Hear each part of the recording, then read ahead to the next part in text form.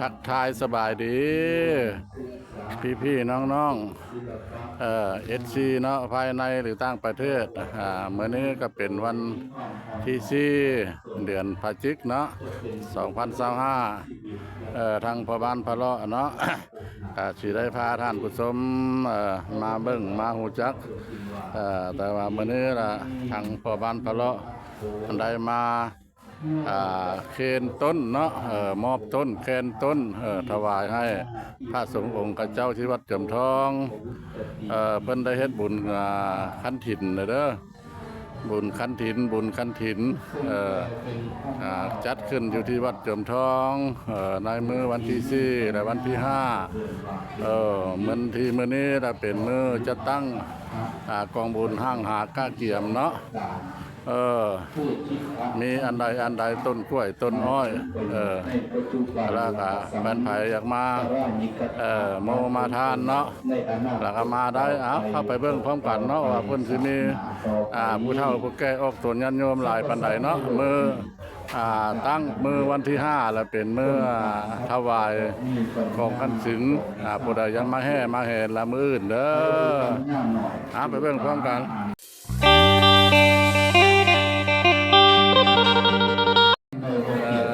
นี่แหละพี่น้องเนาะSCภายในหรือต่างประเทศทางวัดจำทองเฮาเมืองตะแคงแขกกำเมืองเฮาแหละได้จัดตั้งบุญขันถินขึ้นเนาะมื้อนี้มันเป็นวันที่4ของเดือนพฤศจิกปี2025เนาะเป็นมื้อห้างหาก้าเกียมทางออกตนญาติโยมผู้เฒ่าผู้แก่เพิ่นก็ได้มายิบขันบังเบงเนาะโอ้ยงามเด้ขันบังเบงเนาะแม่เนาะอันนี้นะแม่นอันนี้มันสีไม้ลายมือคนลาวเฮาทำด้วยโดยให้เด้อเพิ่นทำด้วยใบตองกล้วยเฮาเนี่ยล่ะเนาะบ่ได้นั้นดอกแล้วก็มาเฮ็ดเป็นแบบนี้แล้วก็ยังบ่ได้ตกแต่งนะนี่เด้อยังบ่แล้วเสร็จถ้าเพิ่นเฮ็ดแล้วเสร็จเนี่ยมันก็สิตกแต่งเอาโดยอันนี้ล่ะมีแต่ผู้เฒ่าผู้แก่เนาะชาวเมืองตะแคเพราะว่าก็รู้ชาวเมืองชาวบ้านจำทองเฮานี่ล่ะเนาะมาเบิ่งน้ำกันเด้อใครยังมาแห่กันถิ่นนี่ล่ะมาเด้อมื้ออื่นเช้าเด้อตอนประมาณ9 โมงนี่เพิ่นก็สิได้แห่กองกฐินทอดถวายแล้วก็ตักบาตรญาติน้ำก็ถือว่าเป็นอันจบพิธีเนาะวันที่5เนาะเชิญชวนผู้ใดเห็นซองกิฟต์ของพ่อบ้านพะเลาะนี่แหละก็ให้มาเด้อมาแม่ละสบายดีโดยมามาทำบุญร่วมชาติตักบาตรร่วมกันเด้อพี่น้องเด้อมันละเป็นฮิตของประเพณีของคนลาวเฮาเนาะพระบ่ได้ญาติบ่เป็นแม่ละเด้อธรรมดาSCแต่ว่าคนลาวเฮาเนาะที่ว่าไปอยู่ต่างประเทศเป็นต้นประเทศสหรัฐอเมริกาบ่หรือแคนาดาบ่หรือประเทศใดๆเนาะถ้าเห็นซองนี้แล้วล่ะก็ให้คิดถึงว่าโอ้ประเพณีลาวเฮานี่ก็ยังสืบทอดกันมาบ่ได้ปะได้ไล่เด้อเดือน3เพิ่นเอาบุญเขาจี้เพิ่นว่าเนาะถ้าเดือน4เพิ่นเอาบุญบังไฟมันประเพณีลาวเฮามื้อนี้ล่ะเป็นมื้อห้างหาก้าเกียมเด้อผู้ใดอยู่ใกล้อยู่เคียงเลยครับมื้ออื่นเด้อมาบุญร่วมชาติตักบาตรร่วมกันเนาะเพิ่นว่าทำบุญนี่บ่มีวันเสียเป้าหลายเนาะเปรียบเหมือนเฮากินข้าวเฮากินเฮาก็อิ่มเนาะมันบ่ไปอิ่มท้องคนนั้นผู้บ่ได้กินเพิ่นว่ามาทำบุญทำกุศลมาตักบาตรญาติน้ำนะโดยสวัสดีงามเนาะงามเนี่ยจะยกขึ้นนะงามหลายเนาะโดย บ่ลอยอยู่นี่เองมัน ผู้ แก่นเด้อ ผู้เป็นจังเป็นเนาะนี่เนาะ โดย ผู้เฮ็ดบ่เป็นก็บ่เป็นนะโดยไปนางบ่หลอดถ่ายไปหลายบ่อนแล้วบ่หลอดเด้อ โดยบ่หลอดบ่หลอดได้ลูกไข่จะขนละ ฮะ ได้ลูกไข่จะขนละ โอ้อันนี้มันเป็นอยู่ที่อารามใหญ่เด้อที่อารามเพิ่นกำลังตกแต่งอันมักบอกมักเป็นดอกไม้เนาะเพิ่นเทียนเป็นมักกล้วยเป็นมากเป็นอย่างแต่ละบ้านมาอย่างมาโฮมกันเนาะประเทศกองกฐินเด้อมื้ออื่นเด้ออันนี้ละเป็นกองกฐินละกองกฐินนี่ล่ะพระสงฆ์องค์พระเจ้าอยู่ที่อารามใหญ่นะวัดจอมทองเอานี่เด้อเมืองตะแคกแขนขมวนนี่ล่ะบ่ได้บ่เคยฮู้เคยเห็นมาเบิ่งมาชมมาอาบุญร่วมชาติเด้อมื้ออื่นมาแห่เพิ่นสิแห่กันถิ่นมื้ออื่นท่านผู้ชมเอ้ย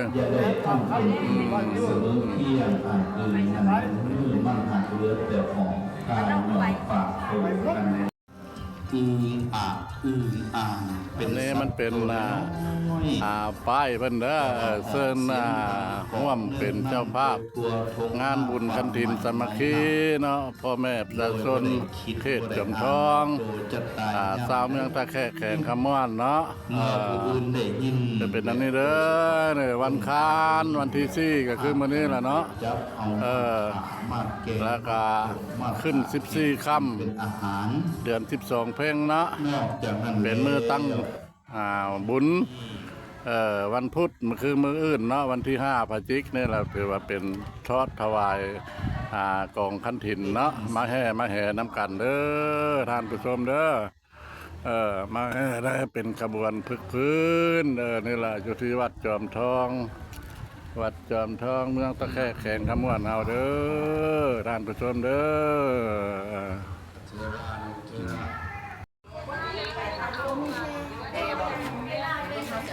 อสบายดีเจ้า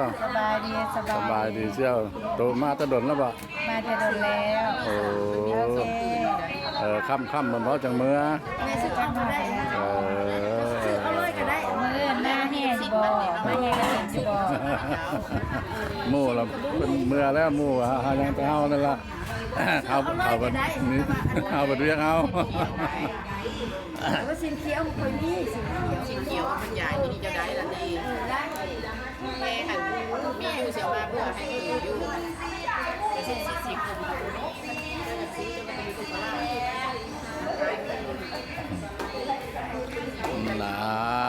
นี่แหละคือสมาคมยิงเพิ่นเนาะนางร้องนางลำเอาสบายดีมื้ออื่นจังโมงเนาะมาพรมาแสดงเนาะ8 โมง ฮะ 8 โมงโอ้8 โมงเช้าพรสวยพรงามเนาะนี่ได้ด้านพรผู้ชมเลยมาเด้อมาชมมาภายในหรือต่างประเทศมาเบิ่งมาเชียร์น้ำกันเด้อมื้ออื่นเช้าเวลาตักบาตรญาติน้ำแล้วเพิ่นสิได้พรแสดงเป็นศิลปะเนาะไปตามประเพณีคนลาวเฮานี่ล่ะปะบ่ได้ย่าบ่เป็นเนาะเพิ่นได้เฮ็ดมาทุกงานเด้อโอ้เพิ่นก็ได้เคยไปพรไปนั่นหลายไปแสดงหลายบ่หลายที่แล้วแต่ละบุญเนาะ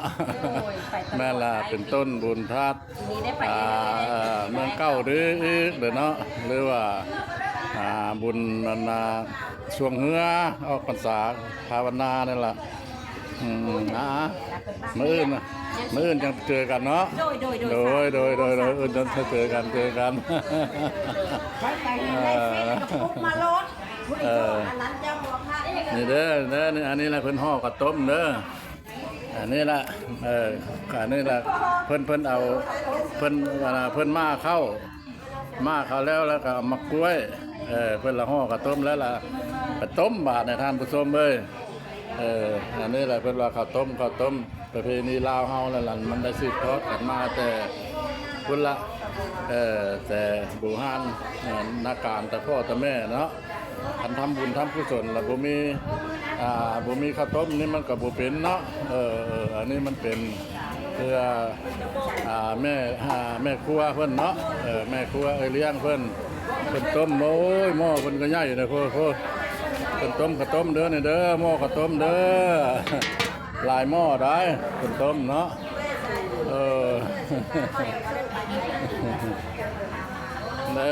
อันนี้จะข้าวต้มอย่างนี้ก็ได้หม้อบางใหญ่นั่นน่ะเนาะอันนี้ก็ข้าวต้มเด้อข้าวต้มเด้อหม้อนี้ก็พ่นละๆอยู่พุ่นมันเป็นฮิตของประเพณีเฮาอันนี้ก็เพิ่นสิเฮ็ดขนมเนาะนี่เพิ่นกำลังทอดกำลังนั่นอยู่มันเป็นแม่เลี้ยงเนาะหรือเลยครัวฮะละเป็นได้มาเฮ็ดมาค้ำมาย่อมื้ออื่นก็เม็ดมืออีกท่านผู้ชมเอ้ย